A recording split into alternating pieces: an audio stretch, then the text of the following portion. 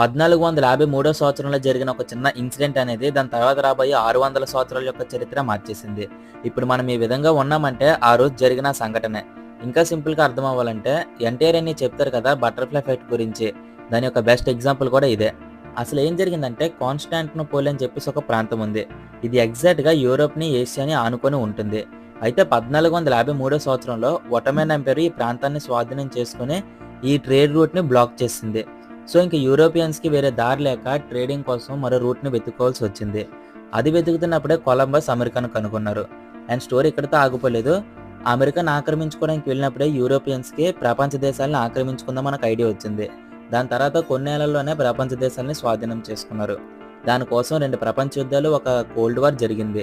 And ఆ cold war కారణంగా మనం టెక్నాలజీని డెవలప్ చేసుకునే రేస్‌లో పడ్డాం. అంటే ఇండైరెక్ట్‌గా ఈ 600 సంవత్సరాల్లో ఏం జరిగినా దాని యొక్క మేజర్ రీజన్ వచ్చేసి కాన్స్టాంటినోపోల్ అనే ప్రాంతం.